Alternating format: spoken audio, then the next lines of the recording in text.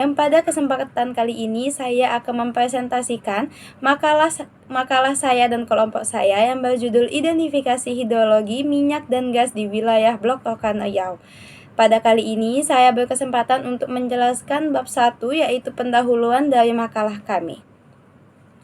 Blok Rokan merupakan salah satu wilayah kerja minyak dan gas terbesar di Indonesia yang berada di Provinsi Riau dan termasuk ke dalam cekungan Sumatera Tengah. Wilayah ini memiliki peranan yang penting dalam memenuhi kebutuhan nasional Indonesia karena kontribusinya sangat besar terhadap produksi minyak Indonesia. Adapun latar belakang yang kami angkat pada makalah kami kali ini adalah Indonesia yang dikenal sebagai salah satu negara penghasil minyak dan gas di kawasan Asia Tenggara. Salah satu wilayah migas yang paling produktif di Indonesia adalah Blok Rokan yang telah memproduksi minyak sejak tahun 1950-an. Blok Rokan memiliki banyak cadangan minyak dan gas yang sangat besar dan hingga saat ini menjadi tulang punggung produksi minyak nasional. Sejak tahun 2021, pengelolaannya dialihkan dari Chevron ke PT Pertamina Hulu Rokan atau PHR. Selain penting dari sisi ekonomi dan energi, Blok Rokan juga menarik untuk dikaji dari sisi geologinya karena memiliki sistem petroleum yang sangat-sangat lengkap. Di sini saya akan membahas mengenai geomorfologi pada wilayah Blok Rokan. Secara geomorfologi, wilayah Blok Rokan terletak di Provinsi Riau. Ini merupakan bagian dari dataran rendah aluvial yang luas. Bentang alamnya didominasi oleh rawa-rawa yang gambut dan juga sungai-sungai yang besar dan juga berkelok-kelok. Dari sisi geologi regional, Blok Rokan berada dalam cekungan Sumatera Tengah. Cekungan ini terbentuk akibat interaksi tektonik antara lempeng Indo-Australia dan juga lempeng Eurasia, tepatnya sebagai cekungan belakang busur. Yang menarik, morfologi bawah di permukaan ini dicirikan oleh pola blok-blok patahan dan sesar mendatar yang membentuk rangkaian Horst dan Graben. Struktur ini terbentuk melalui 3 fase tektonik utama, dimulai dari orogenesa Mesozoikum, kemudian tektonik kapur akhir tersier awal, dan akhir dengan orogenesa Pliocene yang menghasilkan perlipatan antiklin. Adalah proses pengendapan sedimentasi, hasil pelapukan dan erosi yang terbawa oleh air, angin, atau gravitasi ke suatu tempat pengendapan. Di Blok Rokan, sedimentasi sangat dipengaruhi oleh material dari pegunungan, bukit barisan yang terbawa sungai menuju cekungan Sumatera Tengah. Nah, prosesnya itu pertama melalui pelapukan, habis itu erosi, lalu transportasi oleh sungai.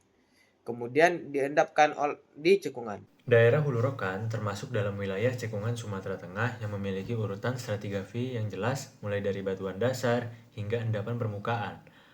Adapun urutan satuan batuan dari yang tertua hingga termuda adalah yang pertama itu adalah batuan dasar atau basement. Umurnya itu di zaman Paleozoikum sampai Mesozoikum. Litologinya itu batuan metamorf seperti slate, pilit, sis, serta batuan beku, granit, dan granodiorit. Yang kedua itu ada kelompok pematang. Itu umurnya di zaman Eosen sampai Oligosen awal. Nah, itu litologinya ada konglomerat, batu pasir, kasar, batu lempung berwarna-warni, dan serpih kaya bahan organik. Nah, terus yang ketiga itu ada kelompok Sihapas. Umurnya itu di Oligosen akhir sampai Miosen tengah. Terdiri dari beberapa formasi seperti batu pasir halus hingga kasar, batu lanau dengan lingkungan fluvial hingga pasang surut tidal. Formasi Bangko, adapun itu ada batu pasir, batu laut, dangkal, formasi duri seperti serpih, dan batu pasir tipis lingkungan laut relatif dalam. Terus yang keempat itu ada formasi petani. Nah, formasi petani ini berumur di Miosen akhir sampai dengan zaman Pilosen. Nah, litologinya itu terdiri dari batu pasir kasar hingga sedang, batu lanau, dan juga konglomerat. Nah, terus yang kelima ada formasi Minas, itu umurnya di Pliocene sampai Pleistosen. Terus litologinya itu ada batu pasir, kerikil, dan endapan vulkanik. Nah, yang keenam atau yang terakhir itu ada endapan aluvial. Umurnya itu di Holosen. Holosen itu juga bisa disebut masa kini. Nah, litologinya itu ada pasir, kerikil, lumpur, dan bahan lepas lainnya yang tersebar di sepanjang lembah Sungai Rokan. Apa itu komoditi mineral utama yang ada pada Blok Rokan? Tentu saja komoditi utamanya yaitu minyak bumi mentah atau crude oil. Bahkan jenis minyak dari lapangan Minas yang dikenal dengan sebutan minyak Minas telah menjadi patokan harga untuk minyak kelas ringan di Asia sejak tahun 1970-an. Minyak Minas ini memiliki kualitas premium dengan karakteristik API gravity sekitar 34-35 derajat dan kandungan sulfur yang rendah. Artinya, minyak ini lebih ringan dan lebih mudah diolah menjadi bahan bakar berkualitas tinggi seperti bensin. Kali ini saya berkesempatan untuk menjelaskan tentang potensi dan analisis dampak ekonomi terhadap Blok Rokan ini, Bapak. Nah, untuk potensi bahan galiannya itu sendiri sudah dapat kita lihat sebenarnya terdapat banyak sekali PT-PT yang melakukan pengemburan minyak pada lokasi Blok Rokan ini, dan jadi membuktikan bahwa Blok Rokan ini menyimpan banyak sekali cadangan minyak di dalamnya, yang dimana Blok Rokan ini juga menjadi salah satu tulang punggung ekonomi Indonesia dalam cadangan minyaknya karena cadangan minyaknya sangat banyak, serta Blok Rokan ini diprediksi dapat menjadi wadah atau cadangan minyak terbesar di Indonesia untuk kedepannya. Lanjut untuk analisis dampak ekonomi, akibat banyaknya cadangan minyak tadi, dampak ekonomi yang juga cukup besar untuk Indonesia juga banyak, di mana dapat membantu perekonomian negara.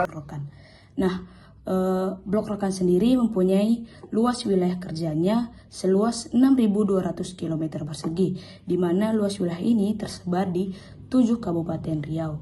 Nah, dengan luas yang sebesar itu, tentunya membutuhkan infrastruktur yang tidak main-main dan kompleks. Nah, hal yang membuat wilayah Blok Rokan ini istimewa yang disebut-sebut oleh masyarakatnya itu jalan minyak. Jalan minyak ini sendiri dibangun oleh Caltex sejak puluhan tahun lalu untuk menghubungkan sumur ke stasiun pengumpulnya. Sekarang jalan itu dibuka untuk umum dan jadi hal yang paling penting di masyarakat Riau. Nah, cara sistem transportasi minyaknya yaitu minyak sendiri dikumpulkan di 35 gathering station, lalu dialirkan lewat pipa ratusan kilometer ke Pelabuhan Dumai hingga pelabuhan minyak mentah terbesar di Indonesia. Saya akan menjelaskan tentang perubahan ekologis yang terjadi di wilayah Blok Rokan. Jadi yang pertama itu ada pencemaran lingkungan. Salah satu dampak ekologis yang paling menonjol adalah pencemaran tanah dan perairan akibat pertumpahan dari minyak. Nah, terus yang kedua itu ada terjadinya perubahan tutupan lahan. Nah, pembangunan fasilitas produksi, jalan operasi, jaringan pipa, dan lokasi sumber minyak itu menyebabkan banyak lahan berubah fungsi menjadi area industri. Akibatnya, habitat satwa menjadi terfragmentasi dan keimbangan ekosistem itu mulai terganggu. Terus yang ketiga itu ada kerusakan ekosistem di perairan. Nah, tentu saja dari kebanyakan kebocoran pipa dan tumpahan minyak dapat mencemari sungai dan sumber air di sekitar wilayah operasi.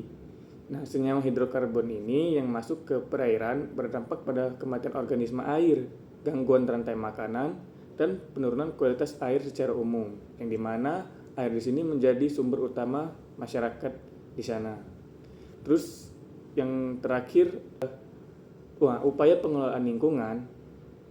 Nah, PHR ini berupaya mengurangi dampak lingkungan melalui program remediasi, yaitu pemantauan kualitas lingkungan dan penggunaan teknologi yang lebih ramah lingkungan.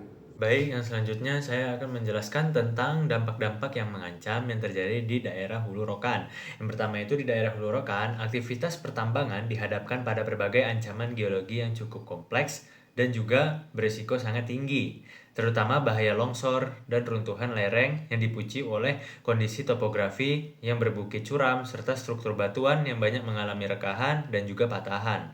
Selain itu, tingginya curah hujan dan kepadatan jaringan sungai di wilayah Hulu Rokan ini berpotensi menyebabkan banjir di area tambang serta memicu terjadinya erosi dan juga sedimentasi berat yang tidak hanya mengganggu kelancaran operasional penambangan, tetapi juga dapat menyebabkan pencemaran air dan kerusakan ekosistem yang berdampak langsung terhadap keseimbangan lingkungan dan juga kehidupan bermasyarakat yang ada di sekitar daerah Hulu Rokan. Kesimpulannya, Kabupaten Rokan Hulu memiliki kondisi geologi yang cukup kompleks dan potensial, ditinjau dari aspek geomorfologi, stratigrafi, serta struktur geologi yang berkembang di wilayah tersebut. Keberadaan formasi batuan sedimen yang dominan serta indikasi struktur seperti sesar dan lipatan menunjukkan bahwa daerah ini memiliki potensi sumber daya alam. khususnya hidrokarbon dan mineral tertentu. Selain itu, kondisi geomorfologi yang bervariasi turut mempengaruhi proses sedimentasi dan persebaran mineral. Dari segi potensi ekonomi, wilayah ini cukup prospektif untuk kegiatan eksplorasi dan pengembangan sumber daya. Dukungan oleh aksesibilitas yang relatif memadai di beberapa area, namun demikian aktivitas tersebut tetap perlu mempertimbangkan dampak lingkungan yang mungkin timbul seperti perubahan ekosistem dan potensi bahaya geologi maupun hidrometeorologi.